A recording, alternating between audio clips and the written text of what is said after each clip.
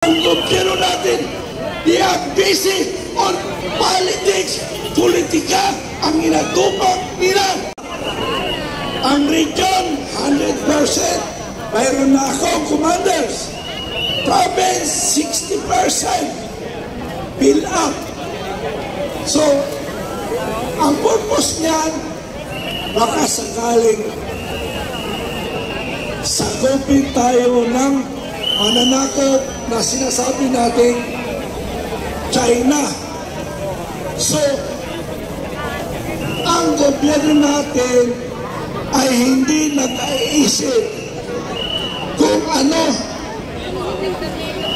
o mas malakas ang boses na nasa paligid ko, nasa sapawan yung aking tainga.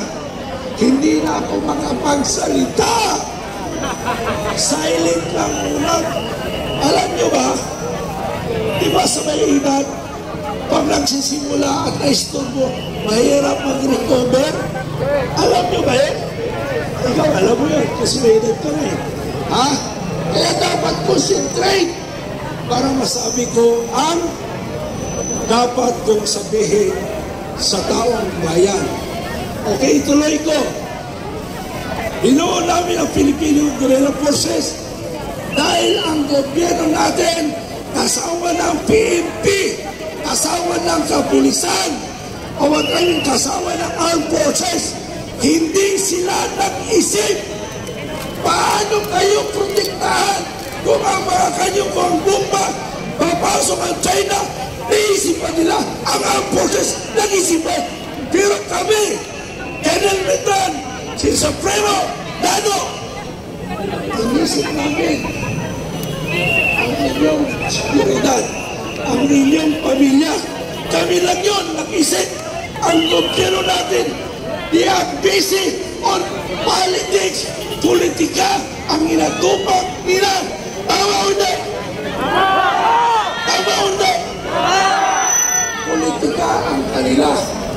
Pero yung kapakanan ng sambayan ng Pilipino, hindi nila ginagampanan.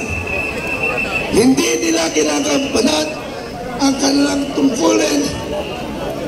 Kaya ang grupo namin, pahingin tubig.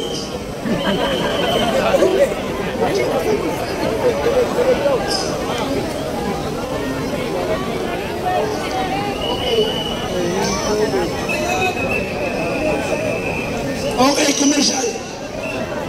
Okay, ano ba pangalan ito? Natural. Nature. Oh, nature. Okay. Okay.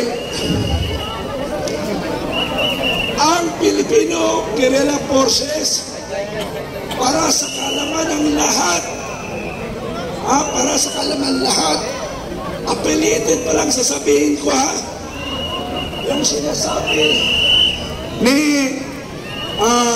Supremo kanina, ang KBL, yan ang kasama ko sa Pangulong Marcos, na kung saan sa Mandaluyong 100 bases dinala niya for support of Marcos. Anong ginawa ng ating Pangulo?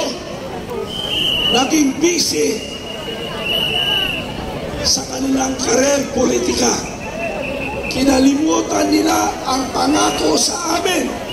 20 million more or less sa KBL, 20 million sa Vanguard of Democracy, at Los Piminda, nasamahan, naghirap ang leader doon, mahigit kumulang sila 3 million. Pero hindi naman sinasabi kung lahat yan ay bumoto.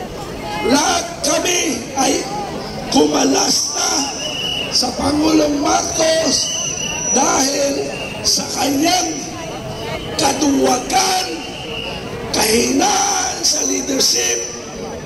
Ito ang masaklap, Kuya Hindi. Alam niyo bakit masaklap? Dahil ang ating Pangulo ng Pilipinas, isa lang na inuutusan ng asawa niya. Normal naman, di ba? Susunod tayo sa asawa. Pero dapat sa kwarto lang. Dapat sa kwarto lang susunod. Pero paglabas ng kwarto, siga ang lalaki. Ako, Andres Tisaya rin ako eh. Pero, pag sa labas na tungkulin, hindi ka dapat magpadikta. Pangalawa, ang demonyo sa Pilipinas, ang tarantado at hambog na lagi kong hinahamon ng suntukan, ang ating Speaker of the House, Romualdez, hinahamon kita ng suntukan. Hinahamon kita ng debate sa labas ng Congress. Hinahamon kita sa labas ng Congress. Magdebate tayo. Simple lang yun. Tanong ko, ano na ang nangyari sa 2 billion na hinahanap natin? Ano ang nangyari? Ano nangyari sa resolution number 10? Hindi kayo makakapaliwanag sa taong bayan. Okay. Kaya kami umaklas dahil sabi ka nila nabudol. Pero ako, after 2 years ako umaklas. Ang KBL ay umaklas. Ngayon lang, yung i-declare. I-declare ni Supremo, KBL na umabot 20 million. Ngayon lang siya nag-declare withdrawal of support to Marcos, 20 million. Palakpakan nyo naman. Palakpakan nyo, 20 million. Ano nalagawa, diba? Okay. Affiliated. 20 million. KBL. Pagkani. Affiliated. 11 million. MNLF. Affiliated to FTF. Bong MNLF. Bong MNLF. Ha? MNLF. Kagrupo namin. Ang Mindanao. Buong Mindanao ay hiwalay kung sakaling sasaktan tayo. Okay, meron lang muna ako ikwento sa inyo, ano? Mga commander ko, nandito. Ay, Sir, General Tapaquero, sir. Okay, magandang gabi. Okay, nandito si General Tapaquero. PMA 1979 o 78, sir? Okay. Okay. Okay, marami pa na dating commander ng NPA ay nasa amin na. Okay. Ikwento ko lang sandali sa inyo bago ko i-over ang akin. Okay, ganito. Experience ko sa Sindalote, Lucita. Alam niyo ba yung Hacienda Lucita? Sino nakaalam sa Hacienda Lucita? 1 week namin yan napasok ang mga barangay. Ako ang commander that time. I'm a captain. Bakit? Hindi kami makakapasok sa barangay dahil ayaw ng taong bayan. Sumining ang taong bayan ang lakas ng Pilipinas. So, in-order ko sa sundalo ko, walang pipirsang papasok sa barangay. Sinabi ko yun, ang gagawin natin, dahan-dahan tayo makapasok. Okay, ganito. Mayroon akong isang detachment na 17 na sundalo o 50 na sundalo. Ano, yung 50 na sundalo, inatak. Narinig nyo? Inatak yung sundalo 17 ng 500 civilian. Walang armas. Walang armas. Makinig kayo, makinig. Para malaman yung katotohanan. Makinig kayo. Na 500. Kami pulian, may armas. Ayaw umaltras ang aking mga sundalo. Dahil sabi na, may armas ako. Bakit ako masagot? Ayaw nilang umaltras. Kasi 500. Ang sinabi ko sa sundalo ko, kaya niyo bang pumatay ng isang sibilyan na wala kalaman-laman? Ang tawag ko niyan, duwag. Yes! Anong ginawa ng sundalo ko? Umatras ang mga sundalo ko. Umatras sila ng umatras. Respetuhin natin ang mga sibilyan.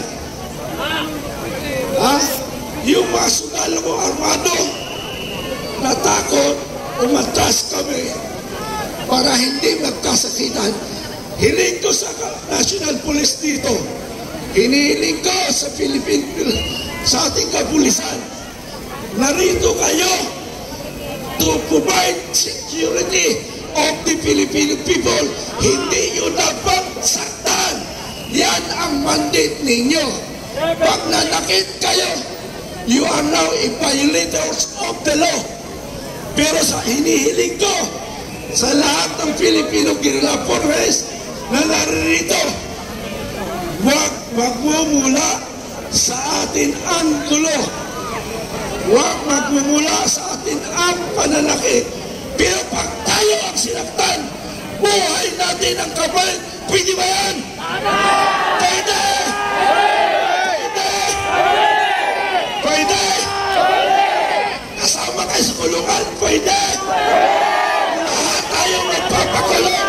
Lahat tayo magpapakulong! Pwede! Sila ayaw magpakulong! Ha? Wala! Ito, may papayin ayaw magpakulong. So, hindi tayo makukulong because we will not violate the law para wala silang dahilan para makulong tayo. Maraming salamat sa inyong pagdasal. Narito tayo sa shrine para manalangin, para makapag-isip ng tama ang ating Pangulo. Nag-isip siya na para hindi magkasakitan ng Pilipino, umalis na lang po kay Pangulo. Dahil patuloy na ito, hindi natitigil ang pagsisigaw ng taong bayan. Maraming salamat!